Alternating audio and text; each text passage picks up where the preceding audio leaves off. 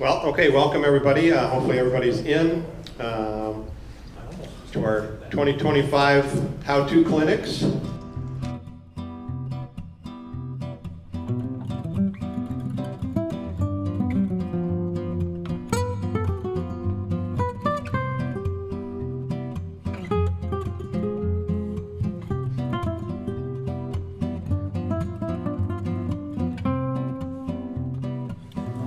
Alrighty, so Jerry's already done his, so the last one looks like Mark with his engine carrying case. That brings me up. I'll follow everybody today. So we'll see if the mic will hold up here. You want me to hold it for you? You hold it for me. I'm good. I'm good. I should have brought one of those rubber straps or something, you know. Okay.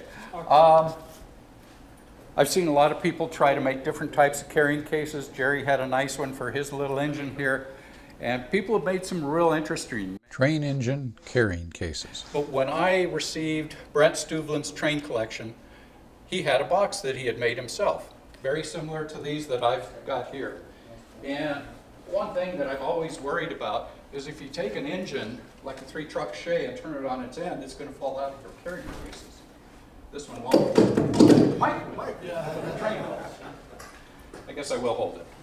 So this is what I wanted. I wanted something that would hold the engines and not slip out of there.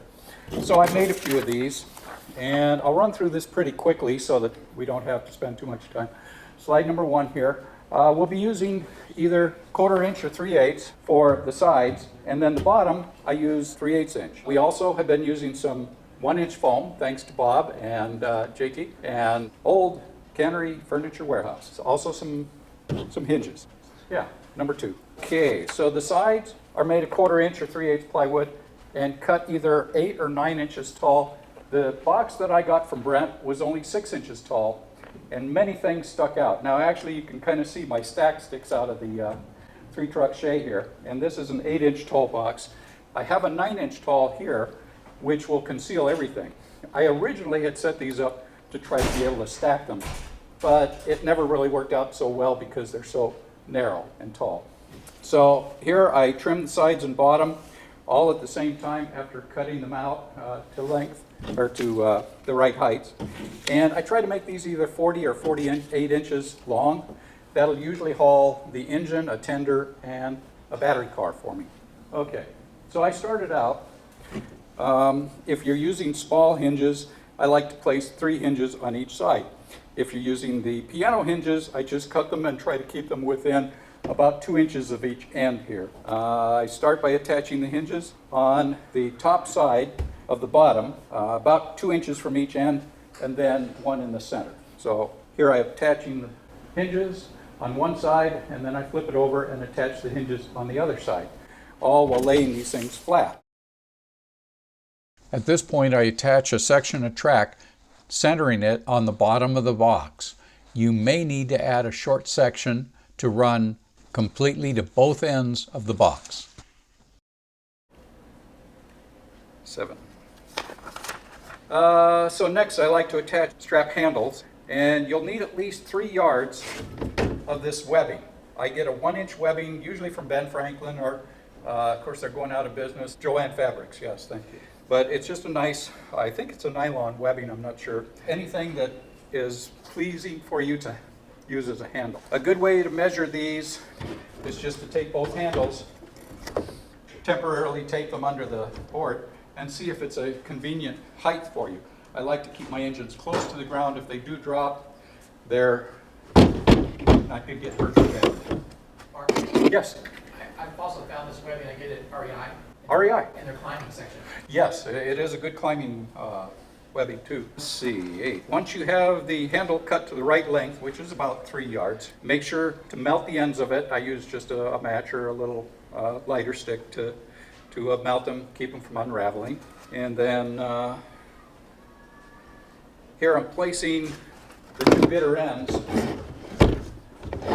under one of the feet. Now I did that on this one, I think, but I didn't here. Here I just attached the 2 ends overlapped underneath with a couple of screws. Then measure this out after I've attached the one end I take the entire length, pull it tight to make sure I get the very middle of the other end. I set it back under, and then I attach the very center of it under the center here. And here and then to make sure that the straps don't fall back and forth, I use just some old 2-inch webbing and set it in with a couple of bolts or screws just to hold this in place. It'll still pull through for the handle, but it keeps it in one place for you. Then it's time to put on the foam. And I just cut the pieces of foam. If I've got them in solid pieces, I like to keep it in solid pieces. Some of them have 2-piece. I think this one's got 2-piece in it.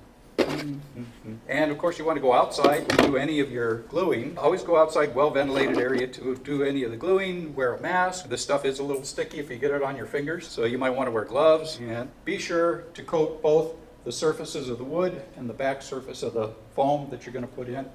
Give it a little time to get tacky, and then lay the pieces down once they're tacky. They're not going to move very much on you, so make sure you get it right the first time. Next, I like to make the supports to keep the box spaced. So I just use whatever scrap wood I've got. I put a couple of elk clips on, just something that'll go over and stay fairly tight. So I make 2 of the end clamps. Then, to make sure everything's held together, I put straps on it. And these straps, again, are just roughly 8-inch long pieces of the same webbing. And I put Velcro pieces on them. These are actually self-stick Velcros. They don't self-stick. They're terrible. So I actually use staples from just a regular staple gun just to hold them in place. And I run them across so that it just barely touches the edge. Then you've got room, if you have an extra wide engine that you don't want to use these clamps on, you can use just the straps. Okay, then I like to make a ramp. The ramps that I've made are to help you because I don't like to handle engines, taking them out of the boxes, putting them onto tracks like most people do. So what I've done is to cut the foot off of a code 332 rail for about 6 to 7 inches. These are only about 5 inches, 5.5. And I do that with my Dremel. I use mostly a cutting wheel, and then I use a grinding wheel to take the sharp edges off. I taper them down as best I can. I'm not that great at it, so it's a little rough. But you get the idea. It just tapers down. You want to be careful with the ends of these. They are dangerous. They can poke somebody pretty well. I have always wanted to make a case to cover these just to keep them intact. And the other option that I want to do, which I haven't yet, is put a couple of extra straps on the side and have these so I can just strap them to the side to carry them that way. As is, I just carry them inside right now. So, once I've got the rail tapered down, and this is only a 1-foot section of rail that's tapered down, then I cut the board down, and if you look at the board, you can see that it's tapered from here to about in here. I then lay the track that still has a few ties on it in here. I mark the tie strips, and then another section of track, I mark all those tie strips, and then I cut these out on my table saw, just routering the edges out. Once I've got that done, I just glue with a 2-part adhesive the rails down to the edges, just to keep them in alignment. And because it's such a steep angle that it drops down, I broke the rail in a couple of places and used rail clamps just to hold them in place. Now it does move your engine, it does bounce your engine a little bit running them on and off these, but it's actually not that bad. And I didn't bring the video that I have showing these things running, so I'll give you a live demonstration of one. Find the on-off switch. See if I've got the right direction.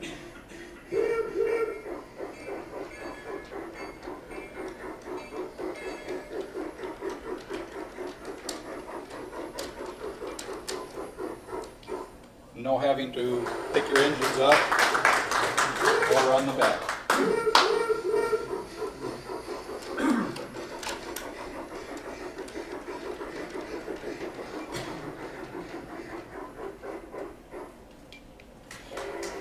Okay. And yeah, I think that's it. Any questions? Yes. You've got slots on the back of this. Yes. Okay, so. Yes, I did slot that also, so that it will slot right into the tracks. It doesn't necessarily need them all the way, because by the time you're up here, you're well above the tracks. But by the time you get down in here, yes, it does lock in. Any other questions? Yes? What's the width of your bottom board and your carrier? This is only a 1/2-inch board. No, Oh, the carrier, the width. This is a 6-inch board, 6-inch width here. If you have some engines that might be a little larger than that, you can use a wider board. It depends on what you really want to carry, and how high you make these depends on how high your real engines or cars really are that you want to carry. I basically only use these for engines. I've got other types of boxes that I use for cars. Yes, Bob? So it looks like the foam is sculpted somehow. Did you carve that all out? No, that's the way I got it from your shop, from the store. There were some like this. It's not just flat. So. Yeah, no, that's the way it came. And I really am happy with this setup, just because you can carry an engine that's not quite level and it's not going to roll out of there. So, yes? Have you ever thought of using a piece of rolling between the wheels and doing the same thing? Oh, instead of track. I've done that on some of my engines that I have at the house, except I found that some of those engines have couplers that are really low, and they get hung up. So that's why I've gone with strictly the tracks. Those would probably be the KD couplers. Possibly. I think there's some of the older USA trains couplers, but mostly all are knuckle couplers. But yeah, I've had a few bad ones. So. Anything else? Yes, A Bob. couple other ones. On the straps that hold it together with the Velcro, Yes. have you tried running the Velcro just down and attaching a long piece of Velcro instead of attaching the Velcro to webbing? I was just wondering if there was a reason why you wanted to do that. Basically because the Velcro pieces that I had at first were only 6 inches long. They're the same ones that I used on the modules. Okay. But yes, you could do that, because you can buy the Velcro in large strips and then just use strictly Velcro over the tops if you want. One side. So Yeah. then, another thing I was thinking of was they do make plastic re-railers, as they call them, that's similar to your ramp. So Yes. if somebody didn't want to go to all the trouble of trying to taper rails and everything, maybe you could A re-railer. a way to use one of those plastic re-railers. I never thought about that. I've got a couple of them. In fact, one from Mark Jennings. I'll have to look into that maybe. Yeah. Try that. It's fun finding out the different things that you can use. Any other questions? Yes? I have a similar design, but Yes. on the box itself. I bought the snap kits, and so then I just rivet it in, and I just put a strap over and I snap it. Yeah. It works the same way, just an Yeah. alternative. Yeah, so long as you've got the same type of engine that you carry all the time, works great. And I do the same. These engines don't really come out of there very often. I store them at the house at this. Now, I had originally set these up, so that they could be stacked as such. But my trouble is I never make anything the same length all the time, so they don't really stack that easily. And I don't want to damage any of the stacks on the engines or anything. Anything else? Well, thank you all. Thanks, Mike. And okay. Closing remarks? Yeah, all right, so that's basically about it. I saw a little flash up there about officers. Was that just info That's not only? us. Oh, okay, that's not us. Alan doing something up there. Oh, okay, all right. That wasn't us. And so another reminder, there is more foam over there. It's not the sculpted style that Mark's got here, but it probably would work just as well. So go ahead and grab some of that. If not, we're just going to throw it away. So, and we keep getting more and more of it all the time down here. You got a question? Yeah, have you guys have a lot of talent in this club? Start thinking of things that you could participate in and do next year. Okay, you got a whole year to think about this thing or put something together, a presentation. Right. Because you guys have a lot of wonderful ideas and thoughts. And a lot of times you say something and you feed that thought to somebody else and say, hey, I can do this or I'll do something different. You thinking for next year? Always thinking ahead. Yep, good, thank you. Yeah, that's a good plug for me being the clinics coordinator, so.